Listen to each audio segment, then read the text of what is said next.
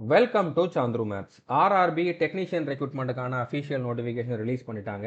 இதில் டோட்டலாக 6238 வேகன்சிஸ் இருக்குது. இதில் சென்னையில் மட்டுமே வந்து பார்த்தீங்கன்னா 1347 வேகன்சிஸ் இருக்குது. ஓவராலாக பார்த்தா 6238 அப்படிங்கிறது கம்மியான வேகன்சி தான். ஆனால் சென்னைக்கு வந்து 1347 அப்படிங்கிறது வந்து நல்ல வேகன்சி தான். அப்படின்னால இந்த சான்ஸை வந்து தமிழ்நாடு ஆஸ்பிரண்ட்ஸ் வந்து யூஸ் பண்ணிக்கணும்.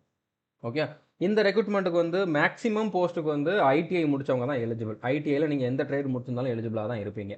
ஓகே, அப்புறம் ஒரு போஸ்ட்டுக்கு வந்து பார்த்தீங்கன்னா 12th முடித்தவங்களும் எலிஜிபிள். 12th வந்து ஃபிசிக்ஸ் மேத்ஸ் இந்த 2 சப்ஜெக்ட் இருக்கக்கூடிய குரூப் படித்தவங்க எலிஜிபிள். அடுத்ததான் இன்னொரு போஸ்ட், அதாவது டெக்னீஷியன் கிரேட் 1 சிக்னல். இந்த போஸ்ட்டுக்கு வந்து பார்த்தீங்கன்னா பிஎஸ்சி முடித்தவங்க, டிப்ளமோ முடித்தவங்க, இன்ஜினியரிங் முடித்தவங்களும் எலிஜிபிள். ஓகே, மற்ற எல்லா போஸ்ட்டுக்குமே ஐடிஐ முடித்தவங்க தான் எலிஜிபிள். இதுக்கு வந்து மேல் ஃபீமேல் பிடபிள்யூ கேண்டிடேட் எல்லாருமே வந்து அப்ளை பண்ணலாம்.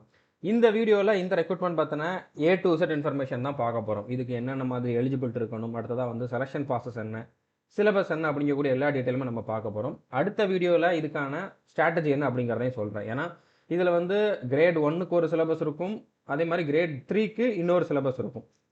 ஸோ ரெண்டுக்கும் சேர்த்து நான் ஒரே ஸ்ட்ராட்டஜியாக கொடுக்கறதுக்கு ட்ரை பண்ணுறேன். டைம் டேபிள் எல்லாமே ஒரே இதாக கொடுக்கறதுக்கு ட்ரை பண்ணுறேன், இல்லைன்னா தனித்தனியாக கூட கொடுக்குறேன். ஓகே, இப்போ இதுக்கான அப்ளிகேஷன் ஆல்ரெடி ஓப்பன் ஆயிடுச்சு. 28/6/2025 இருந்து 28/7/2025 வரைக்கும் அப்ளை பண்ணிக்கலாம். ஒருவேளை அப்ளை பண்ணுறப்போ எதுவும் மிஸ்டேக் பண்ணிட்டீங்க அப்படின்னா நீங்கள் 1/8/2025 10/8/2025 கரெக்ஷன் பண்ணிக்கலாம். நீங்கள் பண்ண மிஸ்டேக்கை வந்து திருத்திக்கலாம். பட் அதுக்கு நீங்கள் எக்ஸ்ட்ரா அமௌண்ட் பே பண்ணுற மாதிரி இருக்கும். அதனால் நீங்கள் ஃபஸ்ட் டைம் அப்ளை பண்ணுறப்பவே எந்த மிஸ்டேக்கும் இல்லாமல் பொறுமையாக பார்த்து அப்ளை பண்ணுங்கள். இதுக்கு அப்ளை பண்ணுற வீடியோ வேணும் அப்படின்னா நீங்கள் கமெண்ட் பண்ணி சொல்லுங்கள். நான் கண்டிப்பாக ஒரு தெளிவான வீடியோ வந்து கொடுக்குறேன். ஸோ டோட்டல் வேகன்சி வந்து பார்த்தீங்கன்னா 6238. அதில் டெக்னீஷியன் கிரேட் 1 சிக்னலுக்கு வந்து பார்த்தீங்கன்னா 183 வேகன்சி தான். ஆல் இண்டியா லெவல்லையே வந்து 183 தான். அப்படிங்கிறப்ப இது ரொம்ப கம்மி தான். ஓகே, இதுக்கு வந்து B1 ஸ்டாண்டர்ட் இருக்கணும், மெடிக்கல் ஸ்டாண்டர்ட். இதுக்கான இனிஷியல் பே அதிகம். ஓகே, 29,200 அப்படிங்கிறப்ப 40,000க்கு மேலே இன்ஹேன்ஸ் சேலரி இருக்கும். ஸோ இதோட கிரேட் அதிகம் அப்படிங்கிறனால இதோட பேமெண்ட் அதிகமாக இருக்கும். பட் வேக்கன்சி வந்து கம்மி தான். ஏஜ் லிமிட் பற்றி நம்ம அடுத்தடுத்த ஸ்லைடில் பார்க்கலாம். மற்ற எல்லா போஸ்ட்டுமே, இந்த ஒரு போஸ்ட்டை தவிர மற்ற எல்லா போஸ்ட்டுமே, இன்னொரு 29 விதமான டெக்னீஷியன் கிரேட் 3 போஸ்ட் இருக்குது. அது எல்லாத்துக்குமே வந்து பார்த்தீங்கன்னா பேசிக் பே 19,900 தான். ஸோ அப்போ இதில் வந்து 25,000லேருந்து 30,000 வரைக்கும் சேலரி இருக்கும். ஓகே, இதுக்கு தான் வேகன்சி அதிகமாக இருக்குது. 6,055 வேகன்சி இருக்குது. ஓகே, இப்போ இதில் இருக்கக்கூடிய ஒரு சில இம்பார்ட்டன்ட் பாயிண்ட்ஸ் பார்க்கலாம். அதாவது இப்போ இது ரெண்டுக்கும் சேர்த்து நீங்கள் ஒரே அப்ளிகேஷனில் அப்ளை பண்ணலாமான்னு கேட்டிங்கன்னா ரெண்டுக்கும் தனித்தனியாக தான் அப்ளை பண்ணணும். இப்போ ஒரு சிலர் வந்து பார்த்தீங்கன்னா கிரேட் 1 சிக்னலுக்கும் எலிஜிபிளாக இருப்பாங்க, கிரேட் 3க்கும் எலிஜிபிளாக இருப்பாங்க. ஸோ அப்படி இருக்கிறவங்க இதுக்கு தனியாக அப்ளை பண்ணணும், இதுக்கு தனியாக அப்ளை பண்ணணும், இதுக்கு தனியாக பே பண்ணணும் அப்ளிகேஷன் ஃபீஸ், இதுக்கும் தனியாக பே பண்ணணும். இது ரெண்டுக்கும் தனித்தனியாக வந்து எக்ஸாமும் எழுதணும். தனித்தனியாக ரிசல்ட் வரும். நீங்கள் ரெண்டுலேயுமே கூட செலெக்ஷன் ஆகிறதுக்கு வாய்ப்பு இருக்குது. ஓகே, ஸோ நீங்கள் ஒன்றுக்கு மட்டும்தான் எலிஜிபிள்னா நீங்கள் ஒன்றுக்கு மட்டும் அப்ளை பண்ணுங்கள். ரெண்டுக்கும் எலிஜிபிள்னா ரெண்டுக்கும் தனித்தனி அப்ளிகேஷன் பண்ணணும். ஓகே, அடுத்ததா இப்போ இந்த டெக்னீஷியன் கிரேட் 3க்கே வந்து நான் வந்து 2 அப்ளிகேஷன் பண்ணலாமா? இப்போ வந்து சென்னையில் ஒன்று, கொல்கத்தாவில் இன்னும் கொஞ்சம் அதிகமாக வேகன்சி இருக்குது. அப்போ அங்கே ஒரு அப்ளிகேஷன், இங்கே ஒரு அப்ளிகேஷன் பண்ணலாமான்னு கேட்டிங்கன்னா அப்படியும் பண்ணக்கூடாது. இந்த இந்த பர்டிகுலர் கிரேடுக்கு வந்து பார்த்தீங்கன்னா ஒரே ஒரு அப்ளிகேஷன் தான் பண்ணணும். 2 அப்ளிகேஷன் பண்ணீங்க அப்படின்னா உங்களை டிஸ்குவாலிஃபை பண்ணிடுவாங்க. அதுக்கப்புறம் நீங்கள் வந்து எக்ஸாமே எழுத முடியாத அளவுக்கு கூட உங்களை டிபார் பண்ணுறதுக்கும் வாய்ப்பு இருக்குது. ஓகே, ஸோ புரிஞ்சுருக்குன்னு நினைக்கிறேன். நீங்கள் வந்து எந்த ஜோனில் வேணாலும் அப்ளை பண்ணலாம். சென்னை, கொல்கத்தா, பெங்களூர் அந்த மாதிரி எதுக்கு வேணாலும் அப்ளை பண்ணலாம். ஆனால் சென்னையிலே அதிகமான வேகன்சி இருக்குது அப்படிங்கிறப்போ நீங்கள் வேறு எங்கேயும் போக வேண்டாம். சென்னை ஜோன்லேயே வந்து அப்ளை பண்ணுங்கள். ஓகே, ஸோ புரிஞ்சுருக்குன்னு நினைக்கிறேன். அடுத்தது இதில் வந்து முக்கியமான இன்னொரு பாயிண்ட் என்ன அப்படின்னா, இதில் தமிழ்லையுமே வந்து கொஷின் கேட்பாங்க. எக்ஸாம் ஒரே ஒரு எக்ஸாம் தான். அதில் வந்து தமிழ், இங்கிலீஷ், மலையாளம், தெலுங்கு அந்த மாதிரி நிறைய லாங்குவேஜில் கொஷின்ஸ் இருக்கும். நீங்கள் 100% எல்லா கொஷினையும் தமிழ்லேயே கூட அட்டன் பண்ணிக்கலாம். இல்லை நான் இங்கிலீஷ் மீடியம் இங்கிலீஷ்லேயே பண்ணலாமா, இங்கிலீஷ்லேயும் பண்ணிக்கலாம். ஓகே, ஸோ தமிழ் மீடியம் ஸ்டூடெண்ட்டாக இருந்தாலுமே நீங்கள் இதுக்கு வந்து டார்கெட் பண்ணலாம். உங்களுக்கு எந்த லாங்குவேஜ் ப்ராப்ளமும் வரப்போகிறது கிடையாது. ஓகே, இப்போ டோட்டல் வேகன்சி எவ்வளோ அப்படிங்கிறத பார்த்தோம். அதில் என்னென்ன போஸ்ட் இருக்குது, அதுக்கு எவ்வளோ வேகன்சி அப்படிங்கிறத வந்து இதில் கொடுத்துருக்கேன். ஓகே, இதை நீங்கள் பொறுமையாக பார்த்துக்கலாம். இப்போ டெக்னீஷியன் கிரேட் 1 சிக்னலுக்கு வந்து 183ங்கிறத பார்த்துருந்தோம். அடுத்ததாக வந்து கிரேட் 3க்கு எவ்வளோ, கிரேட் 3ல் வந்து ட்ராக் மெஷின், அதே மாதிரி blacksmith, bridge, garage and wagon அப்படிங்கிற மாதிரி நிறைய போஸ்ட் இருக்குது. ஓகே, மொத்தமாக இந்த மாதிரி 30 விதமான போஸ்ட் இருக்குது. அது எல்லாத்துக்குமே வந்து எவ்வளோ வேகன்சி அப்படிங்கிறது இங்கே இருக்குது. ஓகே, ஸோ மொத்தமாக வந்து 6238 வேக்கன்சிஸ் இருக்குது. ஓகே. ஸோ இந்த ஒவ்வொரு போஸ்ட்டுக்கும் ஒவ்வொரு விதமான எஜுகேஷன் குவாலிஃபிகேஷன் கேட்டிருப்பாங்க. அந்த பர்டிகுலர் ஃபீல்டில் நீங்கள் ஐடிஐ முடிச்சிருக்கணும் அப்படிங்கிற மாதிரி கேட்டிருப்பாங்க. அதெல்லாம் எப்படி செக் பண்ணலாம் அப்படிங்கிறத நம்ம வந்து பின்னால் பார்க்கலாம். இப்போ சென்னை ஜோனில் டோட்டலாக எவ்வளோ வேக்கன்சி இருக்குது அப்படிங்கிறத கொடுத்துருக்கேன். ஓகே. ஒவ்வொரு போஸ்ட்டுக்குமே வந்து பார்த்தீங்கன்னா இதான் வந்து டோட்டல் வேக்கன்சி. ஸோ ஒவ்வொரு கேட்டகரிக்கும் எவ்வளோ வேக்கன்சி இருக்குது அப்படிங்கிறத நீங்கள் வந்து பார்த்துக்கலாம். ஓகே. இப்போ சென்னை ஜோனில் வந்து கிரேட் 1 சிக்னலுக்கு வந்து பார்த்தீங்கன்னா 9 வேக்கன்சி இருக்குது. கிரேட் 3க்கு வந்து 1338 வேக்கன்சிஸ் இருக்குது. இது நல்ல வேக்கன்சி தான். இதை நீங்கள் வந்து யூஸ் பண்ணிக்கோங்க. ஓகே. இதுக்காக ப்ரிப்பேர் பண்ணிங்கன்னா செலெக்ஷன் ஆகிறதுக்கு நல்லாவே சான்ஸ் இருக்குது. ஆனால் இதில் வந்து சென்னையில் இருக்கவங்க தான், அதாவது தமிழ்நாட்டுக்காரங்க தான் அப்ளை பண்ண முடியுமான்னு கேட்டிங்கன்னா அப்படி கிடையாது. நார்த் இந்தியன்ஸும் இதுக்கு வந்து அப்ளை பண்ணலாம். ஸோ நார்மலாகவே சென்னையோட வேக்கன்சி, அதாவது தமிழ்நாடோட வேக்கன்சியை டார்கெட் பண்ணுறதுக்கு நிறையா நார்த் இந்தியன்ஸ் வந்து இருக்காங்க. ஆனால் இப்போ வேக்கன்சியும் அதிகமாக இருக்குது அப்படிங்கிறப்போ கண்டிப்பாக நார்த் இந்தியன்ஸ் நிறைய பேர் வந்து சென்னை ஜோனில் அப்ளை பண்ணுவாங்க.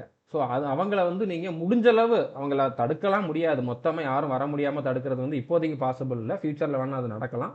முடிஞ்சளவு நம்ம தமிழ்நாட்டில் இருந்து இதில் நிறைய பேர் வந்து செலெக்ஷன் ஆகணும். ஓகே.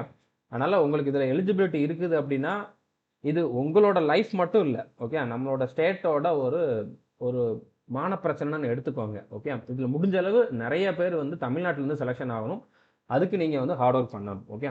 இப்போ ஏஜ் லிமிட் பற்றி பார்க்கலாம். இப்போ கிரேட் 1 சிக்னலுக்கு வந்து 18லேருந்து 33 வயசுக்குள்ளே இருக்கணும். கிரேட் 3க்கு வந்து 18லேருந்து 30 வயசுக்குள்ளே இருக்கணும். இதில் ஓபிசி, எஸ்சி, எஸ்டிக்கு ரிலாக்ஸேஷனும் உண்டு. ஸோ வித் ரிலாக்ஸேஷனோட டேட் ஆஃப் பர்த் எதுலேருந்து எது வரைக்கும் இருக்கணும் அப்படிங்கிறத வந்து நம்ம பார்க்கலாம். ஓகே. ஸோ இப்போ நீங்கள் எந்த கேட்டகரியில் இருந்தாலும், இப்போ நீங்கள் கிரேட் 1 சிக்னலுக்கு அப்ளை பண்ணணும் அப்படின்னா நீங்கள் வந்து 1/7/2007க்கு முன்னால் பிறந்தவராக இருக்கணும். இதுக்கு அடுத்து பிறந்திருந்தால் எலிஜிபிள் கிடையாது. ஓகே. அதே மாதிரி யூஆர் இடபிள்யூஎஸ் கேட்டகரினா 2/7/92க்கு அப்புறம் பிறந்திருக்கணும். ஓபிசினா 2/7/89க்கு அப்புறம் பிறந்திருக்கணும். எஸ்சி எஸ்டினா 2/7/87க்கு அப்புறம் பிறந்திருக்கணும். ஓகே. அதுக்கப்புறம் கிரேட் 3க்கு நீங்கள் அப்ளை பண்ணுறீங்க அப்படின்னாலுமே 1/7/2007க்கு முன்னால் பிறந்தவங்களா இருக்கணும். இந்த டேட்டு வேரி ஆகும். யூஆர் இடபிள்யூஎஸ்னா 2/7/95க்கு அப்புறம் பிறந்தவங்களா இருக்கணும். ஓபிசினா 2/7/92க்கு அப்புறம் பிறந்திருக்கணும். எஸ்சி எஸ்டினா 2/7/90க்கு அப்புறம் பிறந்திருக்கணும். ஓகே. ஸோ கிளியராக இருக்கும் நம்புகிறேன்.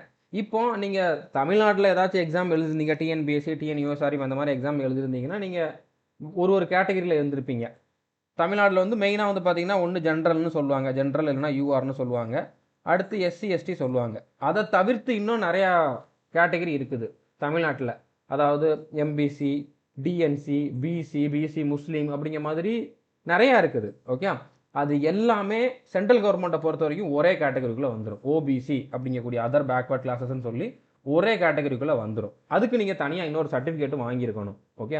இப்போ நீங்கள் வந்து பிசி, எம்பிசி, டிஎன்சி அந்த மாதிரி கேட்டகரியில் இருக்கீங்க அப்படின்னா நீங்கள் ஓபிசியில் தான் அப்ளை பண்ணணும். ஓபிசிக்கான சர்டிஃபிகேட்டும் நம்ம ஊர்லேயே தாலுகா ஆஃபீஸில் தான் கொடுப்பாங்க. நீங்கள் உங்கள் ஏரியா விஏஓ இல்லைனா இ சேவை மையமில் கேட்டிங்க அப்படின்னா எப்படி அப்ளை பண்ண அப்படிங்கக்கூடிய கைடன்ஸ் வந்து உங்களுக்கு கொடுப்பாங்க. அப்ளை பண்ணி வாங்கிடுங்க. ஓகே. ஸோ ஓபிசி சர்டிஃபிகேட் நீங்கள் கண்டிப்பாக வாங்கணும். அப்போ தான் இந்த ஏஜ் ரிலாக்ஸேஷன்லாம் நீங்கள் வந்து யூஸ் பண்ண முடியும். ஓபிசிக்குன்னு இருக்கக்கூடிய வேக்கன்சிக்கு நீங்கள் எலிஜிபிளாக இருக்க முடியும். ஓகே. ஸோ புரிஞ்சுருக்குன்னு நினைக்கிறேன். அடுத்ததாக இதில் ஒவ்வொரு போஸ்ட்டுக்குமே வந்து பார்த்தீங்கன்னா குறிப்பிட்ட மெடிக்கல் ஸ்டாண்டர்ட் இருக்குது. மெடிக்கல் ஸ்டாண்டர்ட்னா உங்களோட கண்ணோட பவரை வச்சு தான் அதில் சொல்லுவாங்க. ஸ்பெக்ஸ் போட்டிருக்கவங்களாம் இதுக்கு எலிஜிபிள் தான். நான் கண்ணாடி போட்டிருக்கேன், எலிஜிபிளான்னு கேட்டிங்கன்னா எலிஜிபிள் தான். ஓகே.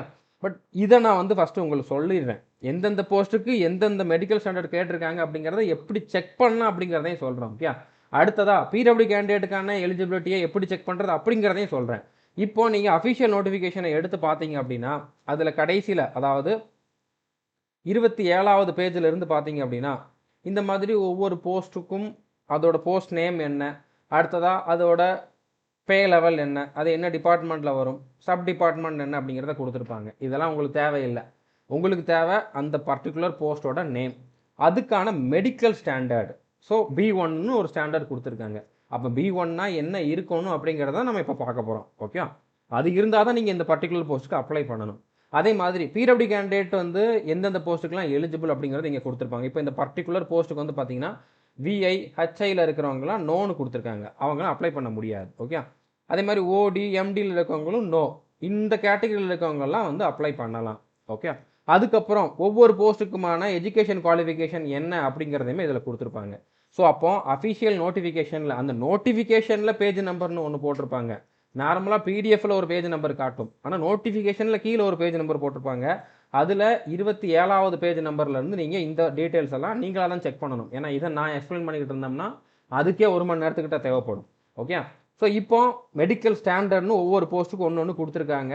அது என்ன அப்படிங்கிறத நம்ம பார்க்கலாம். இதை நீங்கள் வந்து என்ன பண்ணுங்கள், உங்களுக்கு இந்த பர்டிகுலர் ஸ்டாண்டர்ட் இருக்குதா அப்படிங்கிறத வந்து நோட் பண்ணிக்கோங்க. இப்போ A3 எனக்கு இருக்குது அப்படின்னா டிக் பண்ணிக்கோங்க, A3ன்னு போட்டு டிக் பண்ணிக்கோங்க. B1 எனக்கு இருக்குதுன்னா டிக் பண்ணிக்கோங்க. ஓகே, உங்களுக்கு A3 இருக்குதுனாலே கண்டிப்பாக B1 B2 C1லாம் வந்து கண்டிப்பாக இருக்கும்.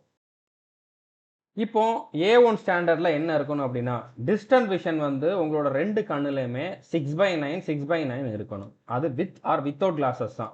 நீங்கள் கண்ணாடி போட்டிருக்கிறப்ப கூட 6/9 இருந்தால் போதுமானது. ஓகே, அதே மாதிரி நியர் விஷன் வந்து 0.6 0.6 அதுவும் வித் ஆர் வித்தவுட் கிளாஸஸ் தான் கொடுத்துருக்காங்க. ஓகே, அதுக்கப்புறம் கலர் பிரைட்னஸ் இருக்கக்கூடாது. ஓகே, பைனாகுலர் விஷன் வந்து இருக்கணும், நைட் விஷன் இருக்கணும், மெசோபிக் விஷன்லாம் இருக்கணும். ஓகே, ஸோ இதெல்லாம் என்ன அப்படின்னு டவுட் இருந்தால் நீங்கள் கமெண்ட் பண்ணுங்கள், நான் கண்டிப்பாக ஸ்ட்ராட்டஜி வீடியோவில் இதை பற்றி எக்ஸ்பிளைன் பண்ணுறேன். ஓகே, அடுத்ததாக B1 அதாவது யாருக்கெல்லாம் A3 இருக்குதோ அவங்களுக்கெல்லாம் கண்டிப்பாக B1 B2 C1லாம் இருக்கும். நீங்கள் மற்றதை பார்க்க வேண்டாம், உங்களுக்கு எல்லாமே இருக்குது. நீங்கள் எல்லா போஸ்ட்டுக்குமே இதில் எந்த போஸ்ட்டுக்குலாம் எஜுகேஷன் குவாலிஃபிகேஷன் உங்களுக்கு இருக்குதோ அந்த போஸ்ட்டுக்குலாம் நீங்கள் எலிஜிபிள். ஓகே, அடுத்ததாக B1க்கு வந்து பார்த்தீங்கன்னா டிஸ்டன்ட் விஷன் 6/9 6/12 இருக்கணும். ஒரு கண்ணில் 6/9 இன்னொரு கண்ணில் 6/12 அப்படிங்கிற மாதிரி இருக்கணும். இதுவுமே வித் ஆர் வித்தவுட் கிளாஸஸ் தான். நியர் விஷன் எல்லா போஸ்ட்டுக்குமே 0.6 தான். அதை நம்ம அடுத்தடுத்து பார்க்க வேண்டாம். ஓகே, இதுலையுமே வந்து கலர் பைனஸ் இருக்கக்கூடாது, பைனாகுலர் விஷன், நைட் விஷன், மெசோபிக் விஷன்லாம் இருக்கணும். ஓகே, அடுத்ததாக B2க்கு 6/9 6/12 0.6 0.6 தான். அடுத்ததாக இதுக்கு வந்து பைனாகுலர் விஷன் மட்டும்தான். இதுக்கு வந்து கலர் பிளைண்ட்னஸ் இருந்தாலும் நைட் பிளைண்ட்னஸ் இருந்தாலும் அப்ளை பண்ணலாம். அதுக்கு நீங்கள் வந்து எலிஜிபிள் தான். C1 ஸ்டாண்டர்டுக்கு வந்து 6/12 ஒரு கண்ணில் 6/18 ஒரு கண்ணில் இருக்கணும். மற்றபடி இந்த பைனாகுலர் விஷன் அந்த மாதிரி வேறு எதுவுமே இதில் தேவையில்லை. ஓகே, ஸோ புரிஞ்சுட்டுன்னு நினைக்கிறேன். நீங்கள் அப்ளை பண்ண போகிற போஸ்ட்டுக்கு என்ன கேட்டிருக்காங்க, என்ன மெடிக்கல் ஸ்டாண்டர்ட் கேட்டிருக்காங்க, அது உங்ககிட்ட இருக்குதா அப்படிங்கிறத நீங்கள் ஃபஸ்ட்டு செக் பண்ணுங்கள். அது இருந்தால் மட்டும் நீங்கள் அப்ளை பண்ணுங்கள், இல்லைனா மெடிக்கலில் வந்து உங்களை டிஸ்குவாலிஃபை பண்ணிடுவாங்க. ஓகே, அடுத்ததாக பிடபிள்யூ கேண்டிடேட் இதை வந்து நோட் பண்ணிக்கோங்க. இப்போ நீங்கள் வந்து விஷுவலி இம்பேர்டு அப்படின்னா, விஷுவலி இம்பேர்ட்னா உங்களோட இதை வந்து ஷார்ட்டாக VI அப்படிங்கிற மாதிரி சொல்லுவாங்க. அதில் B பிளைண்டு, LVனா லோ விஷன், அந்த மாதிரி 2 இருக்குது. HIனா ஹியரிங் இம்பேர்டு, அதில் D டெஃப், அது அடுத்ததாக HHனா ஹார்ட் ஆஃப் ஹியரிங் அப்படிங்கிற மாதிரி இருக்குது. ஸோ உங்களோட அந்த டிசேபிலிட்டியை வந்து ஷார்ட்டாக எப்படி சொல்கிறாங்க அப்படிங்கிறத நோட் பண்ணிக்கோங்க. அதுக்கப்புறம் நீங்கள் இந்த பிடிஎஃப்ல செக் பண்ணுங்கள். அஃபிஷியல் நோட்டிஃபிகேஷனில் 27வது பேஜ்லேருந்து செக் பண்ணுங்கள் என்ன மெடிக்கல் ஸ்டாண்டர்ட். அடுத்ததாக பிடபிள்யூ கேண்டிடேட்டில் யாரெல்லாம் எந்தெந்த போஸ்ட்டுக்கு எலிஜிபிள் அப்படிங்கிறத பாருங்கள். ஓகே, இப்போ இதுலேயே தான் எஜுகேஷன் குவாலிஃபிகேஷனும் கொடுத்துருக்காங்க. அது என்ன அப்படிங்கிறத நம்ம பார்க்கலாம். ஓகே, இப்போ கிரேட் 1 சிக்னலுக்கு வந்து நான் என்ன சொல்லியிருந்தேன், அதுக்கு வந்து பிஎஸ்சி முடித்தவங்களும் எலிஜிபிள், டிப்ளமோ முடித்தவங்களும் எலிஜிபிள், இன்ஜினியரிங் முடித்தவங்களும் எலிஜிபிள்னு சொல்லியிருந்தேன். ஸோ அதில் எந்தெந்த பிரான்ச்சில் முடித்தவங்க, எந்தெந்த பிரான்ச் படித்தவங்க அப்படிங்கிறத வந்து நம்ம பார்க்கலாம். ஓகே, இப்போ பிஎஸ்சி வந்து ஃபிசிக்ஸு, இல்லைனா electronics, computer science, information technology, instrumentation, இதில் ஏதாச்சும் ஒன்றில் நீங்கள் பிஎஸ்சி முடிச்சிருந்தீங்கன்னா எலிஜிபிள். ஓகே, இல்லைனா இதோட சப்ஸ்ட்ரீம் ஏதாச்சும் இருக்குது, அது வந்து இதுக்கு ஈக்குவலண்ட் தான் அப்படிங்கிற மாதிரி வருது அப்படின்னா அதுலேயும் நீங்கள் வந்து பிஎஸ்சி முடிச்சிருந்தா எலிஜிபிள். அது போக நீங்கள் டிப்ளமோவோ இல்லைனா இன்ஜினியரிங்கோ, அதுவுமே இந்த ஃபீல்டில், ஓகே, இந்த பிரான்ச்சில் எதுலையாச்சும் ஒன்றில் வந்து நீங்கள் முடிச்சிருந்தீங்க அப்படின்னாலும் எலிஜிபிள். ஓகே, ஸோ புரிஞ்சுட்டு நினைக்கிறேன். டிப்ளமோ, இன்ஜினியரிங் இல்லைனா பிஎஸ்சி, இந்த ஏதாச்சும் ஒரு இந்த பிரான்ச்சில் ஏதாச்சும் ஒன்றில் நீங்கள் முடிச்சிருக்கணும். அப்படி முடிச்சிருந்தா நீங்கள் எலிஜிபிள். நான் மெக்கானிக்கல் இன்ஜினியரிங் முடிச்சிருக்கேன், சிவில் இன்ஜினியரிங் முடிச்சிருக்கோம்லாம் கமெண்ட் பண்ணாதீங்க. இது மட்டும்தான், இதை தவிர்த்து எது இருந்தாலும் நீங்கள் எலிஜிபிள் கிடையாது. ஓகே, ஸோ அடுத்ததாக டெக்னீஷியன் கிரேட் 3க்கு வந்து 10th முடிச்சு ஐடிஐ முடித்தவங்க எல்லாருமே மேக்ஸிமம் எலிஜிபிளாக தான் இருப்பீங்க. நீங்கள் நோட்டிஃபிகேஷனில் கூட ஓப்பன் பண்ணி நம்மளுக்கு இது இருக்குதான்ட்டு தேடி பார்க்க வேண்டாம், டைரெக்டாக அப்ளை பண்ணுற ப்ராசஸை ஸ்டார்ட் பண்ணிடுங்க. ஸோ அதில் நீங்கள் எலிஜிபிளாக இருந்தால் தான் உங்களுக்கு அப்ளை பண்ணவே முடியும்.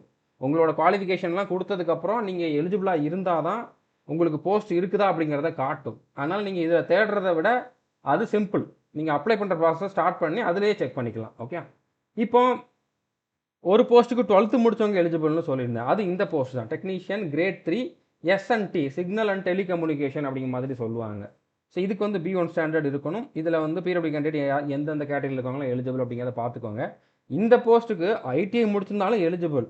ஐடிஐயோட குவாலிஃபிகேஷன் இப்படி தான் நீங்கள் செக் பண்ணணும். ஐடிஐ வந்து பர்டிகுலர் போஸ்ட்டுக்கு வந்து இந்த மாதிரி கொடுத்துருப்பாங்க, என்னென்ன ட்ரேட் அப்படிங்கிறத கொடுத்துருப்பாங்க. மெக்கானிக், எலக்ட்ரீஷியன் எல்லாம் ஒயர்மேன் இந்த ட்ரேடில் முடிச்சிருக்கணும் அப்படிங்கிற மாதிரி கொடுத்துருப்பாங்க. ஓகே, ஸோ இந்த ஒரு போஸ்ட்டுக்கு மட்டும் நீங்கள் 12th முடிச்சிருந்தாலும் எலிஜிபிள். ஆனால் 12th ஃபிசிக்ஸ் மேத்ஸ் இந்த 2 சப்ஜெக்டையும் ஒரு சப்ஜெக்டாக நீங்கள் படிச்சிருக்கணும். ஃபிசிக்ஸ் இல்லை, நான் வந்து பயாலஜி படிச்சிருக்கேன், மேத்ஸ் இல்லை அப்படிங்கிற மாதிரிலாம் சொல்லாதீங்க. கண்டிப்பாக இந்த 2 சப்ஜெக்ட்டும் இருக்கணும். அது தவிர்த்து எந்த சப்ஜெக்ட் இருந்தாலும் பிரச்சனை இல்லை. ஓகே, ஸோ புரிஞ்சுருக்குன்னு நினைக்கிறேன். மற்ற எல்லா போஸ்ட்டுக்குமே வந்து ஐடிஐ முடித்தவங்க தான் எலிஜிபிள். ஸோ அதை வந்து நீங்கள் நான் சொன்ன மாதிரி பாருங்கள், அப்ளை பண்ணுற ப்ராசஸை ஸ்டார்ட் பண்ணுங்கள் ஆன்லைனில், அதுலேயே தெரிஞ்சிடும். ஸோ மேக்ஸிமம் எல்லா ஐடிஐ முடித்தவங்களும் எலிஜிபிளாக தான் இருப்பீங்க, நீங்கள் செக் பண்ண கூட வேண்டாம். ஓகே, ஸோ இப்போ இதுக்கான அப்ளை பண்ணுற ஃபீஸ், அப்ளிகேஷன் ஃபீஸ் வந்து பார்த்தீங்கன்னா, நீங்கள் வந்து ஃபீமேல் கேண்டிடேட் இல்லைனா SC SC candidate, ex serviceman, transgender இல்லைனா பிடபிள்யூ கேண்டிடேட், அதாவது நீங்கள் வந்து மாற்றுத்திறனாளியாக இருந்திருந்தீங்க அப்படின்னா நீங்கள் 250 ரூபா பே பண்ணால் போதும். அந்த 250 ரூபாயுமே நீங்கள் எக்ஸாம் எழுதி முடிச்சதுக்கப்புறம் ரீஃபண்ட் பண்ணிடுவாங்க. அது கொஞ்சம் டைம் ஆகும், எக்ஸாம் எழுதி வந்த உடனேலாம் ஆகாது. ஒரு 5 நிமிஷம், 5 வருஷம், 5 மாதம் 6 மாதம் கூட ஆகலாம். ஓகே, எக்ஸாம் முடிஞ்சு 5 அல்லது 6 மாதத்துக்குள்ளே வந்து உங்களுக்கு வந்து நீங்கள் பே பண்ண அமௌண்ட்டை ரீஃபண்ட் பண்ணிடுவாங்க. அதுவே நீங்கள் மற்ற கேட்டகரியில் இருந்தீங்க அப்படின்னா, அதாவது யூஆர் இல்லைனா இடபிள்யூஎஸ் இல்லைனா ஓபிசி, இந்த 3ல் ஏதாச்சும் ஒரு கேட்டகரியில் இருந்தீங்கன்னா நீங்கள் 500 ரூபா பே பண்ணணும். அந்த 500 ரூபாயிலையுமே 400 ரூபா வந்து ரீஃபண்ட் பண்ணிடுவாங்க. ஓகே, இந்த ஃபீஸ் வந்து பார்த்தீங்கன்னா நீங்கள் தனித்தனியாக இப்போ கிரேட் 1க்கு அப்ளை பண்ணுறீங்கன்னா அதுக்கு ஒன்று, கிரேட் 3க்கு அப்ளை பண்ணுறீங்கன்னா அதுக்கு ஒன்று. இப்போ கிரேட் 3லேயே நான் 4 போஸ்ட்டுக்கு அப்ளை பண்ணுறோம்னா அதுக்கு 4 வாட்டி பே பண்ணணுமானா அப்படி கிடையாது. கிரேட் 3ல் நீங்கள் எத்தனை போஸ்ட்டுக்கு எலிஜிபிளாக இருந்தாலும் ஒரே ஒரு வாட்டி தான் அப்ளை பண்ண போகிறீங்க, ஒரே ஒரு வாட்டி தான் பே பண்ண போகிறீங்க. ஓகே, ஸோ இப்போ கரெக்ஷன் விண்டோ ஓப்பன் ஆனால் அதுக்கு வந்து 250 ரூபா நீங்கள் வந்து பே பண்ணி தான் கரெக்ஷன் பண்ணுற மாதிரி இருக்கும். ஆகஸ்ட் 1லேருந்து 10ஆம் தேதி வரைக்கும் கரெக்ஷன் விண்டோ ஓப்பன் ஆகும்னு சொல்லியிருக்கேன். அந்த டேட்டுக்குள்ளே, இந்த டைமுக்குள்ளே நீங்கள் வந்து எத்தனை வாட்டி வேணாலும் கரெக்ஷன் பண்ணலாம் இந்த பர்டிகுலர் பீரியடில். ஆனால் எத்தனை வாட்டி கரெக்ஷன் பண்ணுறீங்களோ அத்தனை வாட்டி 250 ரூபா பே பண்ணணும். இப்போ ஒரு வாட்டி பண்ணுறேன், அதில் ஒரு 10 கரெக்ஷன் இருக்குது, 10ஐயும் ஒரே வாட்டி பண்ணிடுறேன், அதுக்கு 250 ரூபா பே பண்ணணும். அப்பவும் அதுலேயும் நான் பண்ணதுக்கப்புறம் தான் தெரியுது இன்னொரு கரெக்ஷன் இருக்குது அப்படின்ட்டு நான் இன்னொரு வாட்டி பண்ணுறேன், அப்போ இன்னொரு 250 ரூபா பே பண்ணணும். இதெல்லாம் தேவையில்லாத வேலை. அதனால் ஃபஸ்ட் டைம் அப்ளை பண்ணுறப்பவே பொறுமையாக தெளிவாக என்னென்ன கொடுக்குறோம் அப்படிங்கிறத அண்டர்ஸ்டாண்ட் பண்ணிட்டு கொடுத்தீங்கன்னா இந்த இது வந்து தேவையே படாது. ஓகே, அடுத்த இதுக்கான செலெக்ஷன் ப்ராசஸ் சிம்பிளானது தான். ஒரே ஒரு கம்ப்யூட்டர் பேஸ்டு டெஸ்ட்டு. அது வந்து கிரேட் 1க்கு ஒன்று இருக்கும், கிரேட் 3க்கு ஒன்று இருக்கும். அதாவது அப்ளை பண்ணுறப்ப தான் வந்து இந்த நோட்டிஃபிகேஷன் மட்டும்தான் ஒன்றா கொடுத்துருக்காங்க. ஓகே, நோட்டிஃபிகேஷன் மட்டும்தான் 2க்கும் சேர்த்துக்கு ஒன்றா கொடுத்துருக்காங்களே தவிர அப்ளை பண்ணுறது, எக்ஸாமு, ரிசல்ட்டு எல்லாமே வந்து தனித்தனியாக தான் இருக்க போகுது. ஓகே, ஸோ இப்போ 2க்குமே தனித்தனியாக வந்து சிபிடி இருக்கும், ஒரே ஒரு கம்ப்யூட்டர் பேஸ்டு எக்ஸாம் தான். ஓகே, இது ஆன்லைனில் தான் இருக்கும்.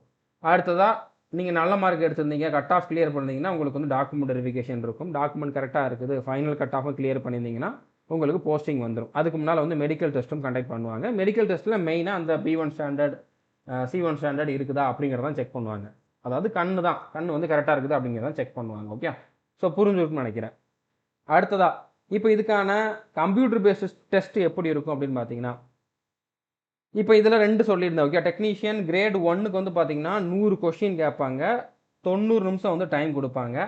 இதில் 100 கொஷினுமே வந்து மல்டிபிள் சாய்ஸ் கொஷின்ஸ் தான். அதாவது ஒரு கொஷின் இருக்கும், அதில் வந்து 4 ஆப்ஷன் இருக்கும், அந்த 4 ஆப்ஷனில் எது கரெக்டு அப்படிங்கிறத வந்து நீங்கள் சூஸ் பண்ணுற மாதிரி இருக்கும். ஓகே, இதில் ஒரு கொஷினை கரெக்டாக அட்டன் பண்ணிங்க அப்படின்னா 1 மார்க், தப்பாக அட்டன் பண்ணிங்கன்னா 0.3 மார்க் வந்து மைனஸ் ஆகும், நெகட்டிவ் மார்க் உண்டு. தெரியாத கொஷின் அட்டன் பண்ணக்கூடாது. எல்லா கொஷினுமே உங்களுக்கு தமிழ், இங்கிலீஷ், மலையாளம் அந்த மாதிரி நிறையா லாங்குவேஜில் இருக்கும். நீங்கள் எந்த லாங்குவேஜில் இருக்கிற கொஷின் வேணாலும் அட்டன் பண்ணிக்கலாம். ஓகே, ஸோ இப்போ இதுக்கான எக்ஸாம் பேட்டர்ன், கிரேட் 1க்கான எக்ஸாம் பேட்டர்ன் என்ன அப்படிங்கிறத பார்க்கலாம். இந்த 100 கொஷினில் ஜென்ரல் அவேர்னஸ்லேருந்து 10 கொஷின், ரீசனிங்லேருந்து 15 கொஷின், கம்ப்யூட்டர்ஸ் அண்ட் அப்ளிகேஷன்லேருந்து 20 கொஷின், மேத்தமெட்டிக்ஸ்லேருந்து 20 கொஷின், பேசிக் சயின்ஸ் அண்ட் இன்ஜினியரிங்லேருந்து 35 கொஷின் கேட்குறாங்க. ஓகே, 100 மார்க்குக்கு தான் இந்த எக்ஸாம். இந்த ஒரு எக்ஸாம்னா இதில் நீங்கள் நல்ல மார்க் எடுத்தீங்க, ஒரு இதில் வந்து வேக்கன்சி ரொம்ப கம்மி அப்படிங்கிறப்போ 95க்கு மேலே எடுக்கணும்னு வச்சுக்கோங்க. அப்படி எடுத்தால் தான் உங்களுக்கு போஸ்டிங் கிடைக்கும். ஓகே,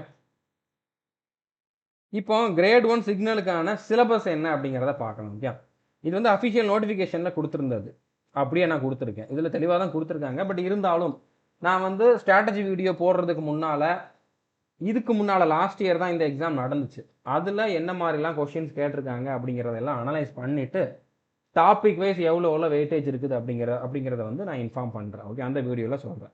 ஸோ இதில் வந்து ஜென்ரல் அவேர்னஸில் என்னென்னலாம் இருக்குதுன்னு கொடுத்துருக்காங்க, ரீசனிங்கில் என்னென்ன டாபிக் இருக்குதுன்னு கொடுத்துருக்காங்க. நீங்கள் வந்து வேணா ஸ்க்ரீன்ஷாட் எடுத்து வச்சுக்கோங்க, இல்லைனா அஃபிஷியல் நோட்டிஃபிகேஷன்லேயே இருக்குது. அடுத்ததாக பேசிக்ஸ் ஆஃப் கம்ப்யூட்டர்ஸ் அண்ட் அப்ளிகேஷன்னு இன்னொரு சப்ஜெக்ட் இருக்குது. அதில் என்னென்ன இருக்கும், அதாவது வேரியஸ் ஆப்ரேட்டிங் சிஸ்டம்ஸு, அதுக்கப்புறம் software, hardware, input devices, output devices, அந்த மாதிரி நிறையா கொஷின்ஸ் வந்து கேட்பாங்க. ஓகே. அடுத்து மேத்தமெட்டிக்ஸ். இந்த மேத்தமெட்டிக்ஸ் கொஞ்சம் வித்தியாசமாக இருக்குது. ஓகே. இதில் வந்து செட்ஸ் இருக்குது, அடுத்த வென் டயக்ராம் இது உள்ள கொடுத்துருக்காங்க. ஸோ இந்த மாதிரி இதில் கொஞ்சம் வித்தியாசமாக இருக்கும். நீங்கள் மற்ற எக்ஸாமுக்கு படிக்கிற மாதிரி இருக்காது. ஓகே. ஒரு சில டாபிக் இதில் வந்து புதுசாக இருக்கும். அது என்னென்ன டாபிக் அப்படிங்கிறதையும் வந்து நான் வந்து அடுத்த வீடியோவில் சொல்கிறேன். ஓகே.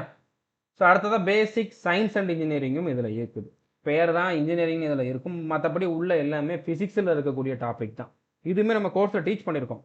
பேசிக் சயின்ஸ் அண்ட் இன்ஜினியரிங்கே வந்து டீச் பண்ணியிருக்கோம். அது போக ஃபிசிக்ஸுமே தெளிவாக டீச் பண்ணியிருக்கோம். இப்போ புதுசாக இன்னொரு ஸ்டாஃபும் வந்து நம்ம அப்பாயின்ட் பண்ணியிருக்கோம். பர்டிகுலராக ரயில்வே பாயிண்ட் ஆஃப் வியூவில் நிறையா ப்ராப்ளமேட்டிக் கொஷின்ஸ்லாம் சேர்த்து டீச் பண்ணுற மாதிரி ஒருத்தர் வந்து அப்பாயின்ட் பண்ணியிருக்கோம். அவர் கண்டிப்பாக ஒரு 2 மாதத்துக்குள்ளே இந்த கண்டென்ட்டை கம்ப்ளீட் பண்ணி கொடுப்பாரு. ஓகே. நம்ம ஆல்ரெடி கொடுத்துருக்கோம், ரயில்வே பாயிண்ட் ஆஃப் வியூலேயே கொடுத்துருக்கோம். பட் அது இன்னும் கொஞ்சம் பெட்டராக இருந்தால் நல்லா இருக்கும்னு எனக்கு தோணுச்சு. அதனால் புதுசாக இன்னொருத்தரையுமே வந்து நான் டீச் பண்ண சொல்லியிருக்கேன். ஓகே. கண்டிப்பாக ஆல்ரெடி கொடுத்ததே உங்களுக்கு போதுமானதான். இன்னும் எக்ஸ்ட்ரா கொடுத்தோம் அப்படின்னா இன்னும் உங்களால் நல்லா பர்ஃபார்ம் பண்ண முடியும். அடுத்ததாக டெக்னீஷியன் கிரேட் 3க்குமே வந்து 100 கொஷின்னா 90 நிமிஷம் தான் டைம் கொடுப்பாங்க. ஒரு கொஷினை கரெக்டாக அட்டன் பண்ணிங்கன்னா 1 மார்க் தான், தப்பாக அட்டன் பண்ணிங்கன்னா 0.3 மார்க் வந்து மைனஸ் ஆகும். அதே மல்டிபிள் சாய்ஸ் கொஷின்ஸ் தான். இதுலேயுமே வந்து உங்களுக்கு தமிழ், இங்கிலீஷ் அந்த மாதிரி எந்த லாங்குவேஜில் வேணாலும் நீங்கள் கொஷின் அட்டன் பண்ணிக்கலாம். ஓகே. ஸோ இந்த 100 கொஷினில் மேத்ஸில் 25 கொஷின், ரீசனிங்கில் 25 கொஷின், சயின்ஸில் 40 கொஷின், ஜென்ரல் அவேர்னஸில் 10 கொஷின் கேட்பாங்க. 100 மார்க்குக்கு தான் இதுலேயுமே எக்ஸாம் இருக்கும். இதுலேயுமே நீங்கள் வந்து 85 கிட்ட எடுத்தீங்க அப்படின்னா சான்ஸ் இருக்குது உங்களுக்கு போஸ்டிங் வாங்குறதுக்கு. ஓகே. 100க்கு 85க்கு மேலே எடுக்கிற மாதிரி டார்கெட் வச்சுக்கோங்க. ஓகே. ஸோ இதில் வந்து இந்த மேத்ஸ் வந்து ஈஸியானது தான். நீங்கள் அந்த கிரேட் 1க்கு பார்த்த மேத்ஸ் கிடையாது, இது வந்து ஈஸியானது தான். என்னென்ன டாபிக்னு கொடுத்துருக்காங்க, நான் அடுத்த வீடியோவில் தெளிவாக சொல்கிறேன். ஓகே. அடுத்ததான் ரீசனிங்குள்ள சிலபஸ். சயின்ஸில் சிம்பிளாக கொடுத்துட்டாங்க, 10th லெவலில் இருக்கும் அப்படின்னு சொல்லிட்டு. ஸோ அப்போ ரொம்ப டீப்பாக படிக்க வேண்டாம். ஆனால் சயின்ஸில் அதிகமான கொஷின்ஸ் கேட்குறாங்க அப்படிங்கிறப்போ நம்ம இதில் எதையுமே விடக்கூடாது, எல்லாத்தையுமே படிக்கணும். அடுத்ததாக ஜென்ரல் அவேர்னஸில் என்னென்ன கேட்பாங்க அப்படிங்கிறத கொடுத்துருக்காங்க. இதில் மேக்ஸிமம் வந்து கரண்ட் அஃபேர்ஸும் ஸ்டாட்டிக் ஜிகேவும் தான் இருக்கும். மற்ற டாப்பிக்கும் இருக்கும், பட் ஸ்டாட்டிக் ஜிகே தான் அதிகமாக இருக்கும். ஓகே. நான் அனலைஸ் பண்ணிவிட்டு எப்படி இருக்குது அப்படிங்கிறத சொல்கிறேன். இப்போ இதுக்கான கிளாஸஸ் நம்மக்கிட்ட அவைலபிளாக இருக்குதா அப்படின்னா கண்டிப்பாக அவைலபிளாக இருக்குது. நம்ம லாஸ்ட் இயரே கொடுத்துருந்தோம். ஸோ நம்மளுடைய ஆல் இன் ஒன் கோர்ஸில் வந்து நீங்கள் ஜாயின் பண்ணுங்கள். ஓகே. ஆல் இன் ஒன் கோர்ஸ்க்கான ஃபீஸ் வந்து 1499. ஒன் டைம் பே பண்ணிங்க அப்படின்னா உங்களுக்கு 3 இயர்ஸ் வந்து வேலிடிட்டி உண்டு. ஓகே. அதுக்கப்புறம் எனக்கு ஜிகே, ஸ்டாட்டிக் ஜிகேலாம் புக்கு வேணும் அப்படின்னு நினச்சிங்கன்னா புக்கு நம்மக்கிட்ட அவைலபிளாக இருக்குது. ஓகே. நீங்கள் வந்து சாட்டர்டே, அதாவது ஃப்ரைடே, சாட்டர்டே இந்த 2 நாள் வந்து நம்மளுடைய ஆப்பில் வந்து புக்கு ஆர்டர் பண்ணிக்கலாம். இது வந்து பிரிண்டட் காப்பி. ஜிகே புக்கும் ஸ்டாட்டிக் ஜிகே புக்கும் நம்ம வந்து பிரிண்டட் காப்பியாக உங்களுக்கு வந்து கொடுத்துருவோம். ஸோ இது வந்து தமிழில் மட்டும்தான் இருக்கும். தமிழ் மீடியம் ஸ்டூடெண்ட் தமிழில் புக் வேணும் அப்படின்னா இந்த புக்கை வந்து நீங்கள் நம்ம ஆப்பில் இருந்து ஆர்டர் பண்ணிக்கலாம். இல்லை கோர்ஸில் மட்டும் படித்தாலே போதுமானது. அதுலேயே உங்களுக்கு 100% கம்ப்ளீட் சிலபஸ் வந்து ப்ரொவைட் பண்ணியிருக்கோம். ஸோ நீங்கள் கோர்ஸை மட்டும் ஃபாலோ பண்ணால் கூட கண்டிப்பாக உங்களால் வந்து நல்ல மார்க் எடுக்க முடியும். ஓகே. புக் வாங்கணும்ட்டு எந்த ஒரு கண்டிஷனும் இல்லை, உங்களோட விருப்பம் தான். இப்போ ஆல் இன் ஒன் கோர்ஸில் எப்படி ஜாயின் பண்ணலாம் அப்படின்னு கேட்டிங்கன்னா டிஸ்கிரிப்ஷனில், இந்த வீடியோட டிஸ்கிரிப்ஷனில் ஹவு டு ஜாயின் அவர் கோர்சஸ்ன்னு சொல்லி ஒரு வீடியோ கொடுத்துருப்பேன். அந்த வீடியோ பாருங்கள், அதில் என்ன சொல்கிறோன்னோ அதை அப்படியே ஃபாலோ பண்ணி ஜாயின் பண்ணிக்கோங்க. ஓகே. இப்போ ஆல் இன் ஒன் கோர்ஸில் பார்த்தீங்கன்னா டோட்டலாக 2000க்கு அதிகமான வீடியோஸ் அண்ட் பிடிஎஃப் ப்ரொவைட் பண்ணியிருக்கோம். 1000க்கும் அதிகமான ப்ராக்டிஸ் டெஸ்ட்டு சப்ஜெக்ட் வைஸ், அதாவது டாபிக் வைஸ் வந்து ப்ராக்டிஸ் டெஸ்ட் வந்து கொடுத்துருப்போம். ஒவ்வொரு டெஸ்ட்லேயுமே 25 கொஷின்ஸ் கிட்ட இருக்கும். ஸோ 25,000 கொஷின்ஸ் கிட்ட இந்த டெஸ்ட்டாக வந்து நம்ம ப்ரொவைட் பண்ணியிருக்கோம். எல்லா கொஷினுமே வந்து உங்களுக்கு தமிழ், இங்கிலீஷ் 2 லாங்குவேஜ்லையுமே இருக்கும். ஓகே. அடுத்ததாக இந்த கோர்ஸில் படித்தவங்க இது வரைக்கும் SSC, railways, central armed police forces, Agniveer அந்த மாதிரி 1500க்கும் மேலே செலெக்ஷன் ஆயிருக்காங்க. செலெக்ஷன் ஆனவங்களுக்கான ப்ரூஃப் கேட்டிங்க அப்படின்னா நம்மளுடைய சேனல்லையே போஸ்ட்டுன்னு சொல்லி ஒரு ஆப்ஷன் இருக்கும் யூடியூப் சேனலில். அதை கிளிக் பண்ணி பாருங்கள், அதில் செலெக்ஷன் ஆனவங்களோட டீட்டெயில்ஸ் வந்து போஸ்ட் பண்ணியிருப்போம். அடுத்ததாக இந்த கோர்ஸில் எல்லா வீடியோஸுமே நாங்கள் வந்து தமிழ், இங்கிலீஷ் 2 லாங்குவேஜ்லையுமே ப்ரொவைட் பண்ணியிருக்கோம். அதில் எக்ஸ்ப்ளனேஷன் தமிழில் மட்டும்தான் இருக்கும். அதில் இருக்கக்கூடிய பிடிஎஃப் கண்டென்ட் எல்லாமே வந்து பார்த்தீங்கன்னா தமிழ், இங்கிலீஷ் 2 லாங்குவேஜ்லையுமே இருக்கும். நீங்கள் தமிழ் மீடியம் ஸ்டூடெண்டாக இருந்தாலும் கண்டிப்பாக உங்களுக்கு அண்டர்ஸ்டாண்ட் ஆகும். எல்லா கிளாஸுமே பேசிக்கில் இருந்தால் டீச் பண்ணியிருப்போம். நீங்கள் ஒரு பிகினர் இப்போ தான் ஒரு எக்ஸாம் எழுத போகிறீங்க அப்படின்னாலும் கண்டிப்பாக உங்களுக்கு வந்து இது வந்து அண்டர்ஸ்டாண்ட் ஆகும். ஓகே. இந்த ஒரு கோர்ஸில் ஜாயின் பண்ணிங்கன்னா உங்களுக்கு இருக்கக்கூடிய மெயின் பெனிஃபிட் என்னென்னா 35க்கும் அதிகமான எக்ஸாமுக்கான சிலபஸ் இந்த ஒரே கோர்ஸில் அவைலபிளாக இருக்குது. எஸ்எஸ்சின்னு எடுத்துக்கிட்டிங்கன்னா சிஜிஎல், சிஹெச்எஸ்எல், எம்டிஎஸ் இதுக்கெல்லாம் இப்போ தான் ரீசெண்டாக நோட்டிஃபிகேஷன் வந்துச்சு. அது போக constable, GD, CAPF, sub inspector, so இந்த மாதிரி எஸ்எஸ்சியில் இருக்கக்கூடிய எல்லா எக்ஸாமும் இதில் கவர் ஆகும். ரயில்வேலையுமே வந்து NTPC, group D, technician, ALP, அடுத்ததாக வந்து ஆர்பிஎஃப், சப் இன்ஸ்பெக்டர், கான்ஸ்டபிள், அடுத்ததாக சென்ட்ரல் ஆர்ம்டு போலீஸ் ஃபோர்ஸஸ், அதில் இருக்கக்கூடிய tradesman, head constable, ASI, so அதுக்கப்புறம் கான்ஸ்டபிள், அடுத்ததாக வந்து அக்னிவீர், அந்த மாதிரி நிறைய எக்ஸாமுக்கான சிலபஸ் வந்து இந்த ஒரே கோர்ஸில் அவைலபிளாக இருக்குது. ஒன் டைம் ஜாயின் பண்ணிங்க அப்படின்னா நீங்கள் எல்லாத்துக்குமே இந்த ஒரு கோர்ஸே யூஸ் பண்ணிக்கலாம். ஓகே, ஸோ புரிஞ்சிருக்குன்னு நினைக்கிறேன். நீங்கள் ஆல் இன் ஒன் கோர்ஸில் ஜாயின் பண்ணிட்டு டெக்னீஷியனுக்கான ஃபோல்டர் எங்கே இருக்கும் அப்படிங்கிறத எப்படி கண்டுபிடிக்கலாம் அப்படிங்கிறத கொடுத்துருக்கேன். இந்த மாதிரி all in one course open பண்ணிங்கன்னா நிறையா ஃபோல்டர் வரும். அதில் ரயில்வே எக்ஸாமுக்குன்னு தனியாக ஒரு ஃபோல்டர் கொடுத்துருப்பேன், அதை ஓப்பன் பண்ணுங்கள். அது உள்ள ஆர்ஆர்பி டெக்னீஷியன் ஒரு ஃபோல்டர் இருக்கும். அதில் கிரேட் 3ன்னு ஒரு ஃபோல்டர், கிரேட் 1ன்னு ஒரு ஃபோல்டர் இருக்கும். நீங்கள் எதுக்கு படிக்கிறீங்களோ அந்த ஃபோல்டரை வந்து ஃபாலோ பண்ணுங்கள். அதில் எந்த மாதிரி டைம் டேபிள் ஃபாலோ பண்ணணும் அப்படிங்கிறதுக்கு நான் அடுத்த வீடியோவில் சொல்கிறேன். ஓகே, இப்போ அப்ளிகேஷன் ரிலேட்டடாக அப்ளிகேஷன் இல்லைன்னா இந்த ரெக்ரூட்மெண்ட் ரிலேட்டடாக உங்களுக்கு என்ன டவுட் இருந்தாலும் ஹெல்ப்லைன் நம்பர் கொடுத்துருக்காங்க, மெயில் ஐடியும் கொடுத்துருக்காங்க. ஸோ உங்களுக்கு எதுவும் டவுட் இருந்தால் இந்த நம்பருக்கு கால் பண்ணி கேளுங்க, இல்லைனா இந்த மெயிலுக்கு வந்து மெயில் பண்ணி கேட்டு பாருங்கள். மேக்ஸிமம் ஹிந்தியில் பேசுவாங்க. நீங்கள் தமிழ் தான் வேணும் அப்படின்னு சொல்லி அவங்கக்கிட்ட ரெக்வஸ்ட் பண்ணிங்க அப்படின்னா கண்டிப்பாக அவங்க வந்து தமிழில் பேசுகிற அந்த கஸ்டமர் கேர் பர்சனையுமே வந்து அரேஞ்ச் பண்ணி கொடுப்பாங்க. தமிழ்லேயே அவங்களோட டவுட் வந்து நீங்கள் கேட்டுக்கலாம். ஓகே, ஸோ புரிஞ்சுருக்குன்னு நினைக்கிறேன். கண்டிப்பாக இந்த வீடியோ உங்களுக்கு யூஸ்ஃபுல்லாக இருந்திருக்குன்னு நம்புகிறேன். இது வரைக்கும் நம்ம சேனலை நீங்கள் சப்ஸ்கிரைப் பண்ணாமல் இருந்தீங்க அப்படின்னா சப்ஸ்கிரைப் பண்ணிவிட்டு பெல் ஐக்கனை கிளிக் பண்ணி வச்சுக்கோங்க.